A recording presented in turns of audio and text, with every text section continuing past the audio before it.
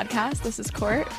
And this is Ashley, and we're coming at you live from Boston with our new Yeti You Can Do Both cups that Ashley so graciously bought us both for Christmas and gave to me early because she can't keep a secret. One thing about me is when I get a gift that I'm excited about, you're getting it immediately. Yeah, and I don't hate that. No, because we needed it for the podcast. That was my excuse. Mm-hmm. But shout out Ryan from the lake. He hooked us up with a little discount for customized Yetis. So after Court classified the Yeti cup as a cool girl, I was like, oh my God, Courtney thinks I'm cool. I think she's cool, so she deserves a Yeti cup. So I thought that was perfect. So I got you one, and then naturally it has to be in one of your favorite colors. Mm-hmm. And with the You Can Do Both logo. I told Ashley that she gave this to me. She's like, this color is just so you. I was like, you know what? You couldn't be more spot on. Fun fact, my go-to braces color was this periwinkle. No joke. I'd go in, they'd be like, all right, what would you like? Thank God I was not one of those people, and I feel like I will offend a lot of people in saying this, that I never alternated brace colors. Like, I feel like people for the 4th of July did one tooth blue, one tooth red, one tooth white. Christmas green and red. My go-to is periwinkle. So thank you for bringing me back to my roots and bringing back that childhood memory to the surface. My God, of course. I just remember your phone case was that color for a while. Mm-hmm. I mean, our chairs are that color. And what color did I get? Barbie pink, because it's just fitting. Yeah, it is. In other news, this is the final You Can Do Both episode. What if I just left it there? It was just like the final You Can Do Both of the year of 2023. The next time you will be hearing our voices, it will be 2024. That is so crazy to me. It's so crazy, but I'm so ready for it. Me too. I have a really, really, really great feeling about 2024. Me too. And I am not a pessimistic girly, but I don't know. I just had this intuition that I tried not to drive my year forward, but approaching 2023, I was like, meh, it just doesn't sound like a good year to me. I think I'm just more of an even girly, so I get excited about the 2022s, 2024s, but as you'll learn in this episode, it kind of left out to be that way for me. I was just about to say it's because you like the even number years. 222, 444. Yeah. Yeah, the odd numbers, although I love the number 7, 23 just didn't do it for me. It's just my birthday. I know. Fuck me, right? It's funny, like, you're an even number gal. I'm an odd number girl because, like, my birthday is the 23rd. Joe's is the 25th. Yeah. His favorite number is 5 and 35. Mm-hmm. Mine is 9 and 19. Yep. So it's just, we fit together like a puzzle piece. Don't we? Don't we? Well, that's honestly a nice segue. I need to stop saying shit like that. But today we're going to talk about 2023 in a nutshell. The lessons we learned, our thoughts on the year, or wrapped, if you will. Yeah, I love that. A 2023 wrapped. Call us Spotify. Period. That's going to be a reel. Should we get started with our top highlights of 2023 for each of us? Absolutely. I came up with like a list and I really had to narrow it down. So when I say these are my top, and if you're listening and you're like, wait, I'm not in Ashley's top. It's like, no. There were so many highlights. Yeah. But it's funny because when we started this exercise per se, and we had to think of this past year, both of us thought, what the hell happened this year? Nothing happened. Nothing happened. We have no idea. And that's where the camera roll comes in handy. That's why you have to take photos of videos of everything you do. Yep. How else are you going to remember? No, I literally didn't remember. So get us started. Okay, so the first one, we all saw this one coming. Joe and I moved into our dream apartment. Our You Can Do Both podcast studio. The You Can Do Both podcast studio. My life has immensely improved since the move because of this apartment. I wake up every morning, I walk to the living room, and I'm smiling ear to ear. Could not be more grateful. I love it. It feels like a home. It feels so right. Best decision we ever made. Aw. I would have to agree. It's my second home. Similar note, I moved in with Matt this year. So that was a very long awaited, I feel like since we literally met each other, it was just something that was bound to happen. And it finally did happen. I moved into his place.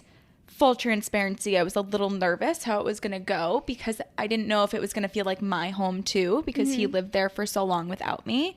And it's felt like my home since the second I moved in there, and life has just been so easy. Not having to pack bags to go back and forth, just having a built-in best friend as a roommate, which, I mean, I did have that in girlfriends before, but this just elevates my whole life. 100%. Second one for me is in the love category. I guess the apartment was as well, but Joe and I did a little Valentine's Day trip to Miami, and we just had the best time.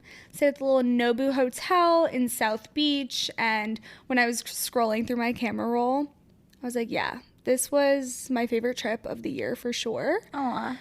And then second in the love category, Joe and I got matching tattoos. And I look at my tattoo every day, and I'm like, wow, can't believe we did that. It's pretty awesome. I also can't believe you did that. I was telling coworkers at work yesterday. I was like, yeah, we have matching tattoos. And they were like, what is wrong with you? Yep. I'm like, well, we're just in love. What can I say? I was watching the Call Her Daddy episode that she did with Kelsey Ballerini yesterday. And Kelsey Ballerini and Chase, I think his last name is Stokes, are just like a very it couple right now. And they have matching tattoos as well. They both got Virgos because they're both Virgos. And she was saying that she used to like not really embrace Virgo as her zodiac sign until she met him. And then like they worked so well together. And I was like, should Matt and I get Aries tattoos? Except the Aries symbol literally looks like an IUD. So I fully could never. Mm-hmm. But I love that for you guys. Yeah. And yours is very different. And you guys have each other's handwriting on one another. Like, that is so unique. Yeah, I love Special. it. Probably one of my favorite things we've ever done. I've also been wanting to get his handwriting for this word on my body for like the past 2 years. So it just came to fruition. Love it. So second on my list is just the travel category in general. I didn't go too many places, but my top memories from travel, Dreamville Fest, which is J. Cole's music festival in Raleigh, North Carolina. That was a work trip that I got to go on in April because we were part sponsoring the festival. And I got to see Usher, J. Cole, Drake, I don't know, a lot of people. It's very distant now that I'm looking back. It was my last trip with my coworker that left, my work bestie / wife. So that was like a really special experience we got to share. And then it was so many different like artists that I love from different eras of my life in one. So that was my version of the Taylor Swift Eras concert. Yeah, there you go. Usher was there. He was singing like Oh My God and a bunch of other songs that I loved when I was like in middle school. And then Drake was my number one person, So Basic of Me, on my Spotify Wrapped this year. So I kind of got to see a lot of my favorite artists in one place. And I was VIP, so that just helped me a little bit. And then Nantucket now is a number one spot in my life that I want to go back to. Matt and I had a little couples getaway over the summer, and now I want to go back every single summer. Highly recommend. And then my birthday. So my birthday was definitely done up for the 25th. I invited different people from different areas of my life to all get an Airbnb and a beach town in a special place where I grew up going to in Rhode Island every summer. So that was just really beautiful too. But Ash and I were talking earlier, like all of our most iconic memories of the year tend to be those moments when you went somewhere different or like stepped out of your comfort zone. So just pull the trigger and travel and do the things, because those will be your favorite experiences from the year. Yeah, I love it. On a travel note, one of my other highlights was going to Georgia. Not Georgia itself, but because I went with hometown friends, that it was a smaller group within our larger groups. There was just 3 of us, but we're also 3 people that you wouldn't necessarily pinpoint together for just us 3 to be somewhere. And it was the best time. Like, I've already recapped it on the podcast, but I just have such fond memories of that weekend. And they're memories that I'm just going to hold with me for quite a few years, because it's been a while. Em was my middle school bestie. Like, we were attached at the hip from like 6th, 7th, 8th, like freshman year. And then we like grew into our own people, and we're still best friends now, but not like to the point where it was. So it was almost like rekindling that connection. And then Doyen was just funny, but it was just overall such a special trip to me. It meant so much. I love it. So important to rekindle relationships too. It's like you've had so many amazing people in your life at different points. There's no harm in like picking up the phone and calling someone or scheduling time to reconnect with an old friend. Yeah. Feels so good. Third pertains to both of us, the NoahCon concert. NoahCon concert.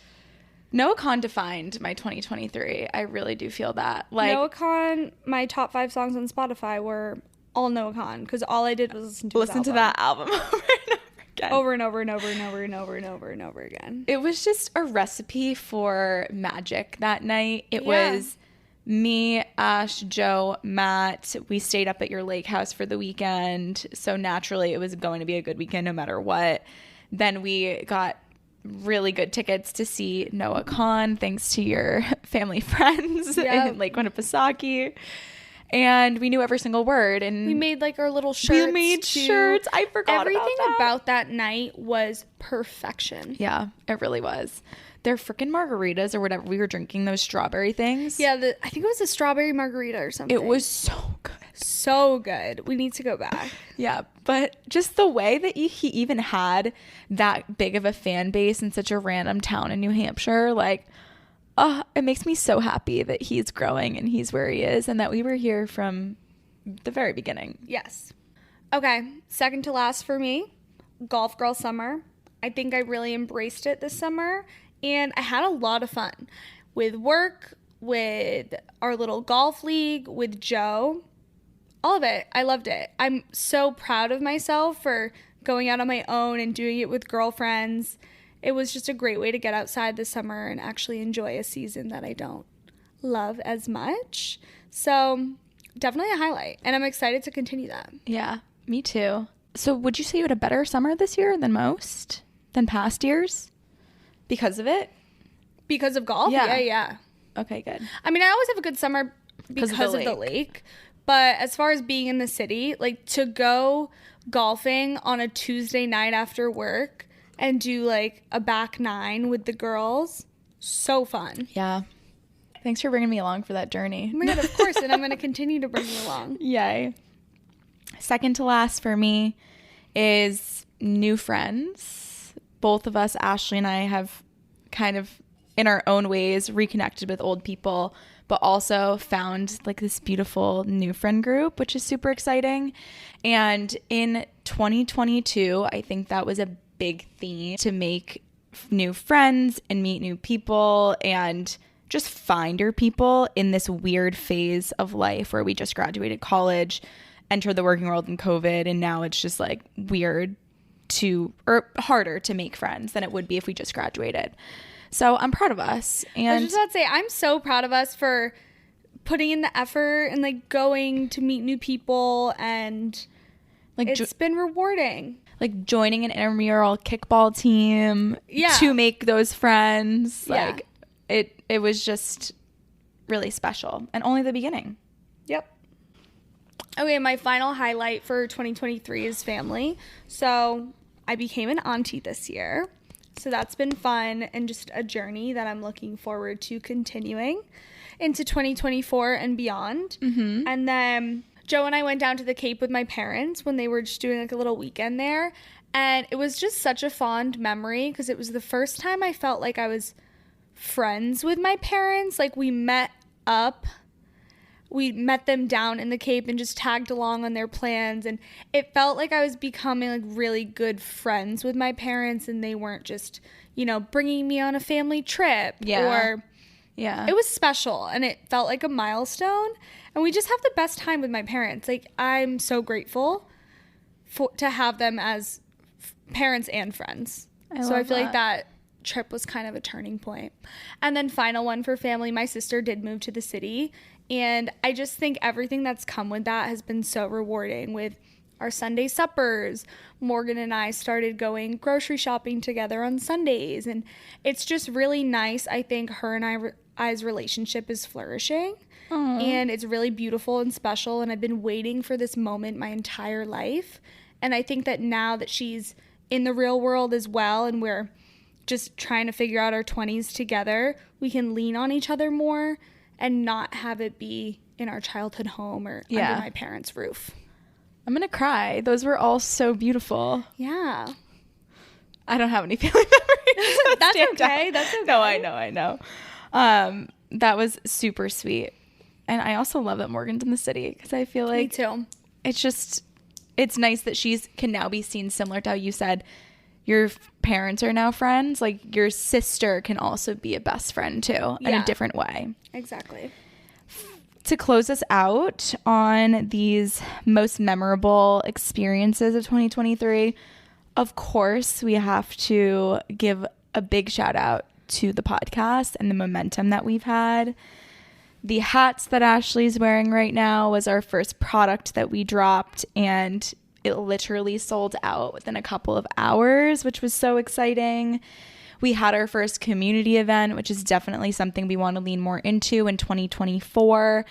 And we started partnering with local brands like Cape Codder and Wink and different companies that have just been really excited to get to know us and get in front of our Boston audience.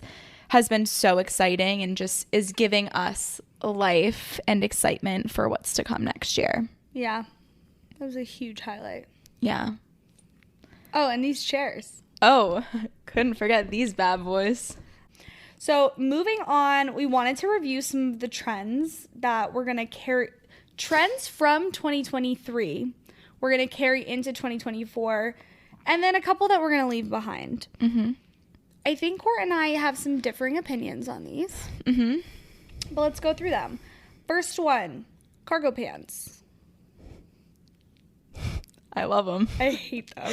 You will never in my lifetime see me in cargo pants. But when I saw this on the list, I was like, I'm going to zip my lips over here. But you go, girl. I'll support you. One thing I do love about Court and I, we have very different style. Uh-huh. And I just think it's fun. It is. Cargo pants in like silk cargo pants. No, not even that's going to do it for you? Well, do you hate them when I wear them? No, your style is your style. It's fine. I would just personally never wear them. So yeah, those are in for me. Well, what's in for you? That you shouldn't have said that point if you didn't like it. Well, no, I thought we'd just go down the list and we'll go back and forth. Okay, perfect. Okay. Love you. Next one is ribbons. Ribbons are really having a moment right now. Ribbons and bows, baby. I don't think I've really hopped on that trend, but I enjoy seeing like the Christmas tree with the ribbons. I don't know if you'll see me with a ribbon in my hair, but when people do it, I think it's so cute. Yeah. Once again, it's feminine, super feminine. I love how people have been tying it on the back of their Uggs. Like, that's just such a minor detail that I don't even know if I would do, but it's cute when I see it on other people. Yeah, I think it's cute. I'm happy to carry it in. I don't know if I will adopt it, but I like seeing it. Yep. Next is the color red. The color red. My nails, if you can see them from here. It's just bold. It's fun. And although it's holiday-y, because I've been wearing it over the holidays, I've realized how much I actually like it. Like, every time I wear like a red crew neck or a maroon something sweater at work via Zoom, I get so many compliments like, oh my God, that color looks so nice on you. And I honestly think it's just because they're used to seeing me in like just all neutrals, and it's probably the only color. But I do think it looks good on blondes, and it's just fun. It's fun. Yeah, I love the color red. I think it's also a classic color. Like, I know the classic red nails that will never, ever, ever go out of style. Yeah. For me, I like red leather. Anything red leather. I want to get like red leather shoes. I like maroonish red boots. I got a red leather jacket. Like, super into all of that. A red leather purse. Love that. It's kind of just sexy. What about a red lip? I think when done tastefully, depending on the outfit, I think it's cute, but bold. Only some people can pull it off. I agree. Nice. Over the ear headphones. I'm so happy this is here to stay. I'm so happy this became a trend. I adore my over the ear headphones. I wear them every single day. I wear them all day. I hate AirPods. They literally hurt my ears. Yeah. So I'm just so happy. I also think it's cute. Like, I feel so cute and adorable when it's I an put them on. accessory. It's not just, for function. It really does pull a look together. You look so cool walking down the street. Yeah, so I'm so into that. Me too. Next is knee-high boots. They're just a vibe. I love when people wear like short skirts or oversized shirts that look like dresses, or extremely large blazers with an oversized moment, and then just a knee-high boot. I think although it's a 2023 trend, I feel like it just something that keeps coming back. Like, even Princess Diana was known for wearing like not short shorts with them, but like that being a staple look, like in her wardrobe with like jeans underneath it. And I'm here for it. Yeah, I like the tall boots. Going off of that point, I'm super into a skinny heel this year, and I think even a little bit of last year. Those little slide on, I don't know if you call them mules. For some reason, I want to say that. No, mules are loafers without backs to them. Okay, so the little pointed toe heels that have a tiny skinny heel and a strap on the back. Yep. I love those. I want them in every single color. I have them in silver, green, and black, and I will continue to grow it. I love those with jeans, like a pointed toe fancy heel that if you showed me back in college, I'd be like, ew, I would never. I think it looks so classy, so nice. You look so put together. And then I even have like these little leather boots I got with a skinny heel. I think for the longest time, I wouldn't buy anything with a skinny heel. And I'm such a fan of it now. I think it looks so chic. Yeah. I think before it was either like too sexy of an everyday look, or it was too like businessy, like especially with that pointed toe. And now it elevates, like it's more normalized to wear. And also it just like they've improved, they've evolved too, to look really cute no matter the situation or style. Okay, next we'll chat through what we're going to leave behind in 2023 in reference to trends. For me, ballet flats, I get it. I love the preppy movement that we're in right now. Like, I love a loafer. I love a mule. I can't get behind the ballet flat. It just makes the foot, to me, look like not right. Fair. This is a trend I will absolutely be carrying into 2024. I love a ballet flat. I feel so feminine and cute and pretty. And I think they're classy. I think they are preppy. And I feel rich. I literally have these little Coach loafers. They look like little Chanel ones. I wear them to the office. I'm obsessed. Obsessed. Love that for you. Oversized / chunky. Yep. I feel like you're hesitant for this one. Court's going to probably bring this one in, or no? Yes. Is that what you were going for? Okay. I love the chunky. Because chunky is platform to me, and that's something I'm never going to get rid of. Yeah. Okay. So for me, personally, I'm leaving behind oversized and chunky. I think I've just had it in my closet for too long. I want things to be more fitted. I'm kind of sick of buying like the oversized sweaters, the oversized sweatshirts. Like, I want things to fit me.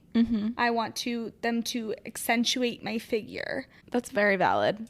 Yeah. I plan to have a mix of the two. Mm-hmm. Oh, wait. Wasn't there another one on here? Didn't you have denim skirt on Trends to Leave Behind? I did. I don't know where it went. Denim skirts were in this year. I didn't hop on the train until the end just because I saw one and I was like, I gotta get this. I actually love my denim skirt for comfort only.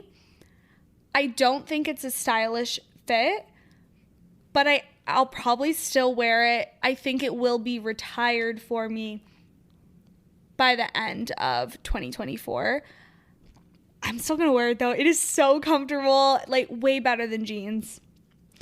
Yeah, you will never catch me in one of those. And I think it's mainly stems from the fact that I am short as fuck. So there's just certain things that look so amazing on a tall, thin human being that doesn't really look good on petite girls. And that is one of those things.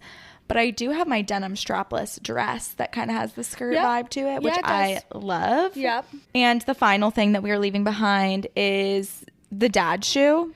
Yeah, I was like really into my New Balances for quite some time. Loved them, wore them to death. But, you know, now I'm a sporty little Sambas girl. And I think I'm over the dad shoe for the time being. I might bring it back, but I think I'm ready to leave it behind.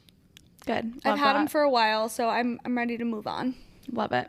Now that we've given our personal highlights of 2023, now we're going to essentially rate the years on a scale of 1 to 10, which is Ashley's favorite thing. Literally. Courtney, how would you rate 2023? I'm going to give it a 6 out of 10. 6 out of 10. Solid. We're right in the middle. We're kind of in the middle, kind of up, kind of down. Personally, for me, it was a very anticlimactic year, mainly because my 2022 was probably the best, if not one of the best years of my life. Yeah. To recap, I met Matthew in 2022. We started the podcast in 2022. My work was thriving. I was being jet setted to Paris, to Miami, to LA. It was quite riveting. Yeah. And I went in to 2023 with the intention of, this is going to be a slower year. I need this to be an intentional year. My word for the year was intention. And that's honestly what I got from it. And I needed it. But next year, I'm ready for some excitement, some movement, some transformation.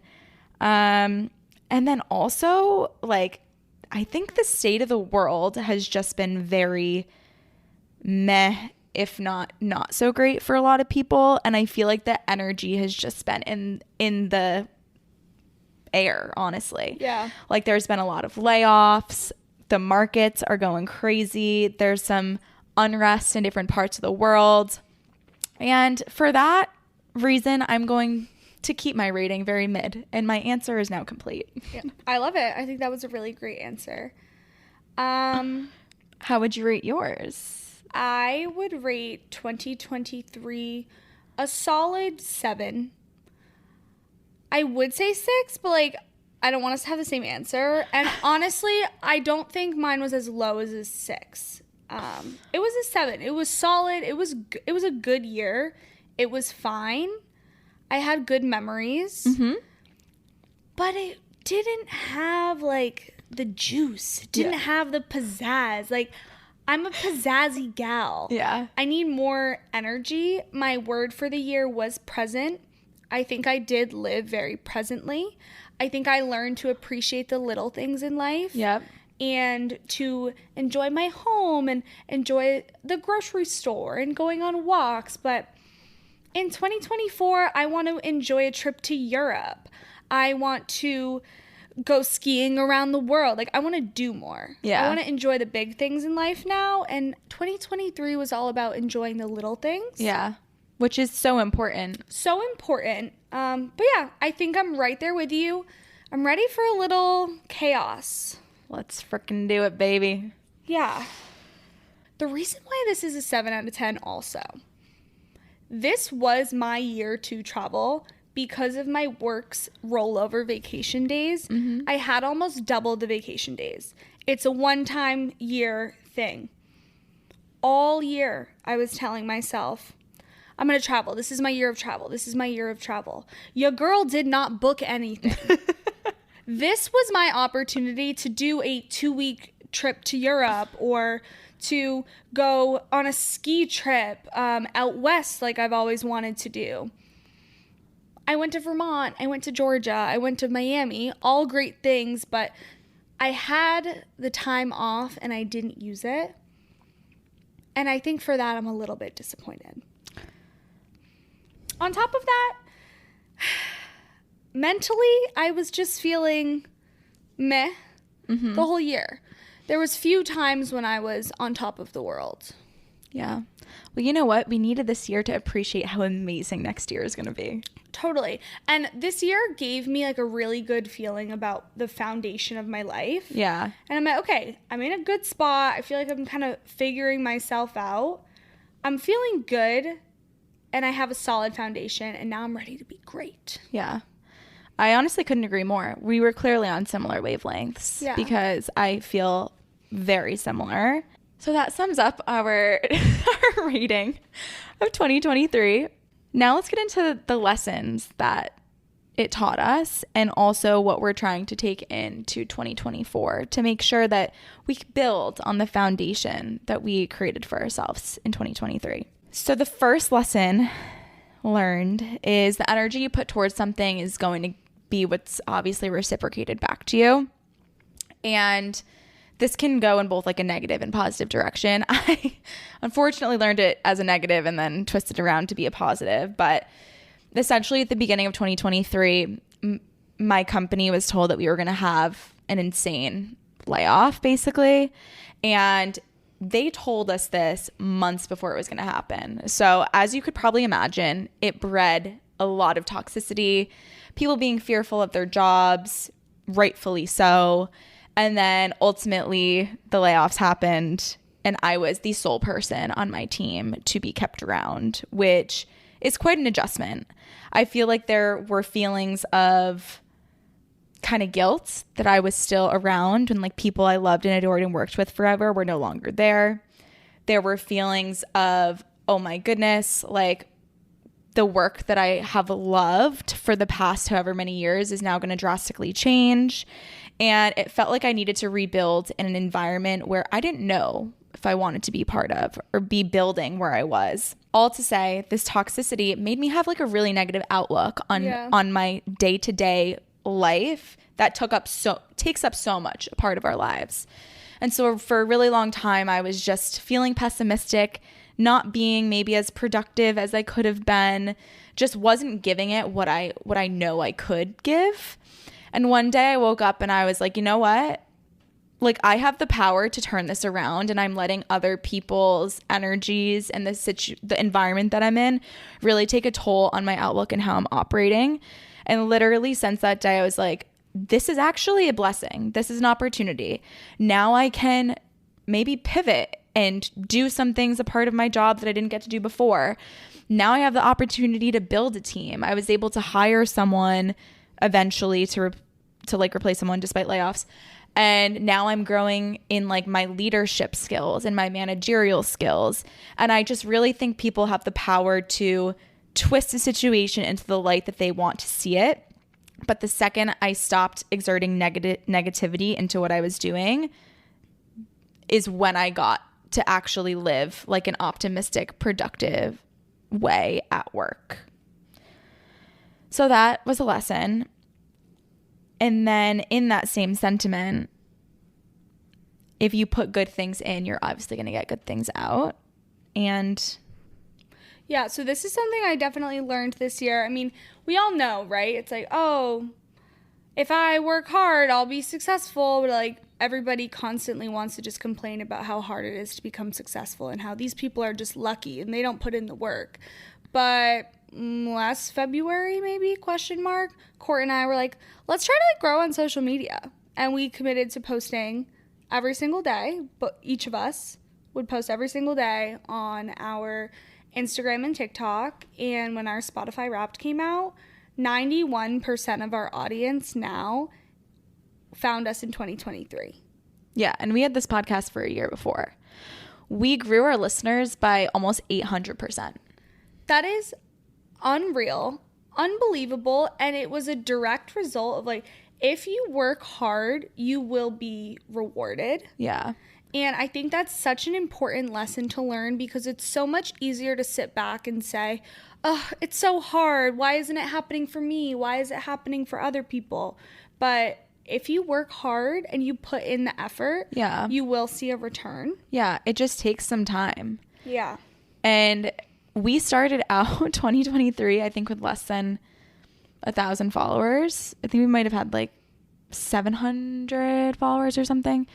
We have over 7,000 followers now. And that's purely because we're grinding. Yeah. We were content machines. Yeah. Did it burn us out? Maybe. That's why we're taking a little break. We're taking a little break, but it was worth it. Yeah, and it was a nice lesson to learn. Yeah. It's motivating. No, actually, because now we know what we have to do if we want to see growth the way that we want to see it. Yeah.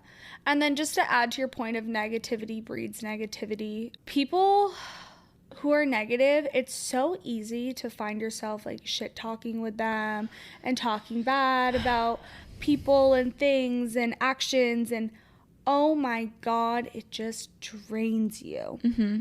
I think I needed that reminder, because one day I woke up and I was like, what am I doing? Like, this is not me. Like, I'm spiraling because it's all that's consuming my mind is like negative thoughts. And one day I was like, I'm choosing to not be this person anymore. Like, when people come to me and they want to not talk negatively, like, I'm going to shut it down and I'll just let them do their thing, but I'm not going to participate. Yeah. Because it just drains the positivity right out of you. And then life in your personal life starts to go awry. Yeah. And I feel like that's karma. Yeah. So be positive. Like, sometimes you just really need that reminder that drop the negativity and be positive. Yep. Okay. I mentioned this lesson earlier with the whole travel plans, but it's never going to happen if you don't take action right now. And while, yes, that could be applied to like business, I'm talking in your personal life. So all year I was saying, I'm going to travel. This is my travel year. This is my travel year. But not once did I sit down and actually make travel plans. So of course it's not going to happen. Yeah. And the lesson here is that time goes by really fast. Dude. And if you want something in the future, you have to do it today. Mm-hmm. You have to take one step today to constantly be moving towards whatever goal or whatever want to do, whatever it is. Yeah. But if you don't make any effort today, you're not going to get it. It's not going to happen. Yep. It's daily action, baby. Daily action. This was kind of a harsh one. So, to quickly rewind, in 2022, I had a thriving work life that led to a thriving personal life too, because of travel and cool experiences that I was getting.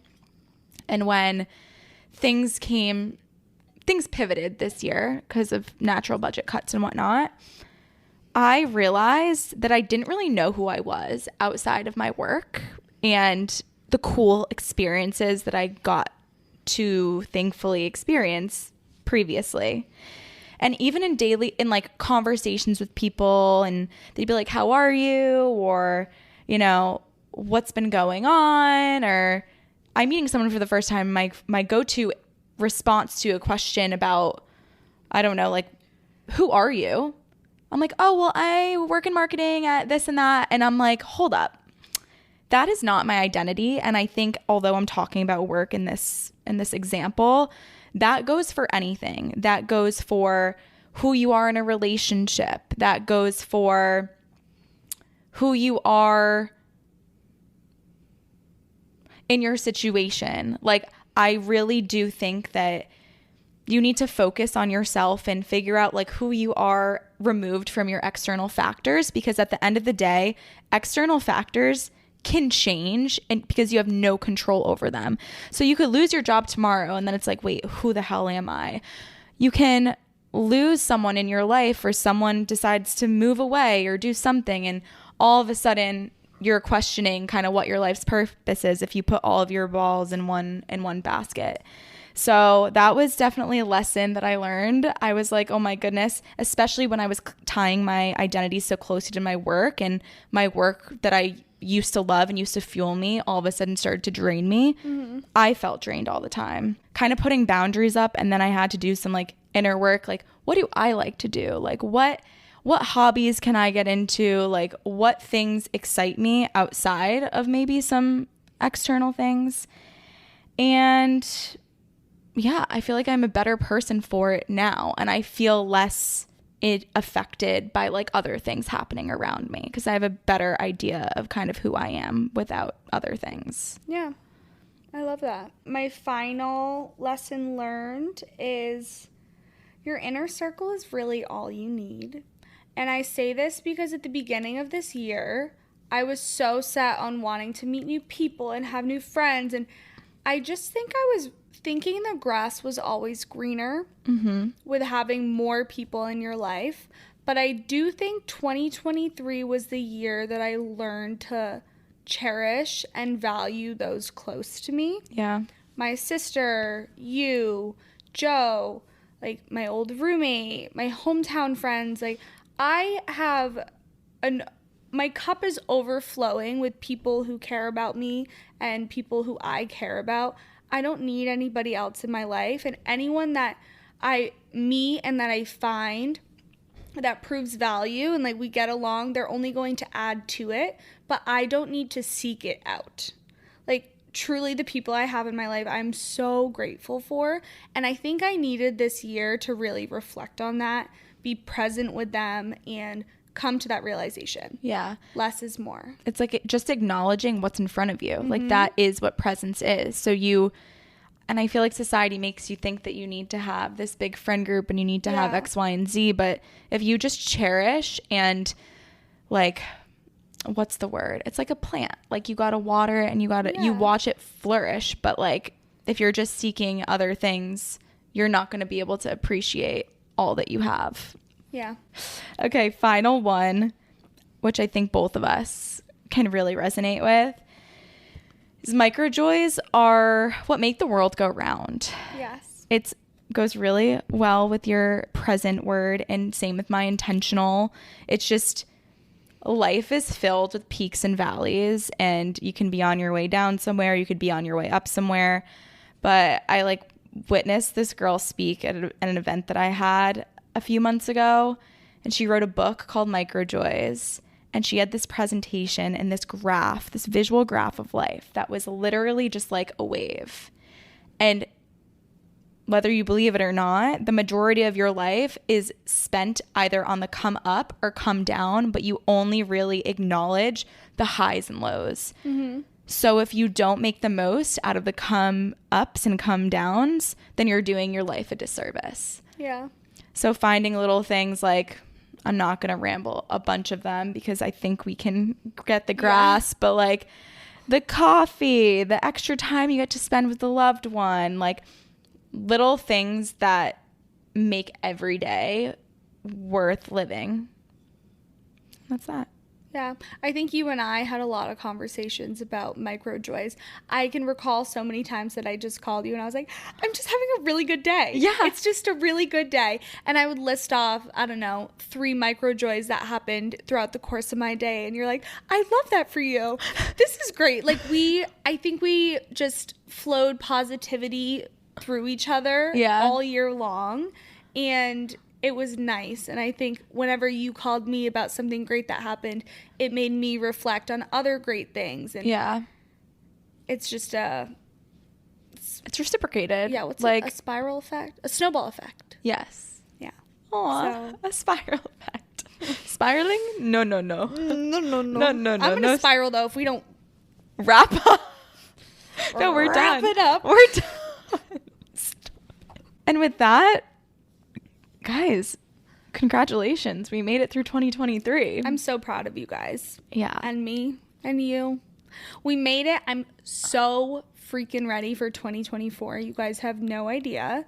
I just feel it. I feel it too. And it's a woman's intuition. It is. I literally think I'm a psychic. I'm not even kidding. I get these feelings, and I know when something bad, good, amazing is happening. 2024 is going to be amazing. We should tap into that further. I'm going to. Perfect. We will. Amazing. If you enjoyed today's episode, let us know what your rating was of 2023. If it was a 5, give us 5-star review.